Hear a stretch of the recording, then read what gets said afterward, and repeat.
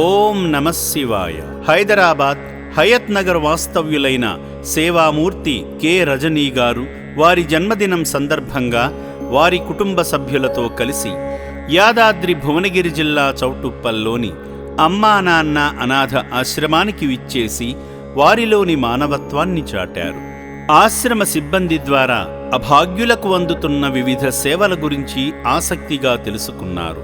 వారి పుట్టినరోజును పురస్కరించుకుని అభాగ్యుల మనుగడ నిమిత్తం సాయం చేసి మానవత్వంలోనే దైవత్వం ఉందని చాటారు. ఈ ప్రత్యేకమైన వేడుక వేళ రక్షణాలయంలో జీవిస్తున్న అనాథుల మధ్య కేక్ కట్ చేసి సంతోషించారు.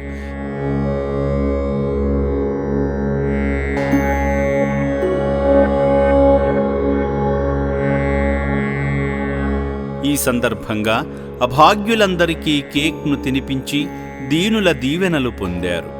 సేవామూర్తి కె. రజనీ గారు తన పుట్టినరోజును ఇలా అభాగ్యుల మధ్య జరుపుకొని ఎందరికో స్ఫూర్తినిచ్చారు.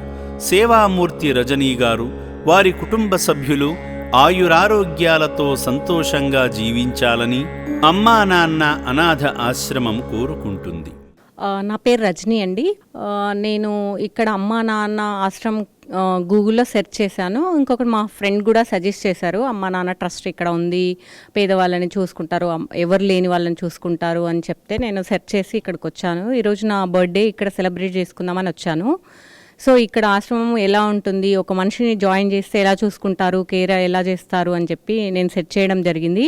సో మనము అంటే చెప్తే విన్నదానికంటే చూసింది చాలా గొప్పగా అనిపించింది. హాస్పిటల్ ఫెసిలిటీ కూడా ఉంది.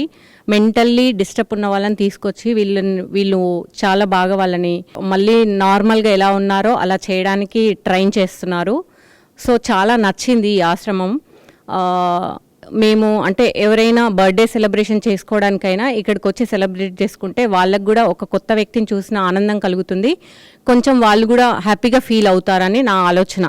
సో ఇంకెవరైనా ఎక్కడైనా పెద్ద పెద్ద హాళ్ళల్లో బర్త్డే చేసుకోకుండా ఇట్లాంటి ఆశ్రమంలో బర్త్డే సెలబ్రేట్ చేసుకోమని నా మనవి.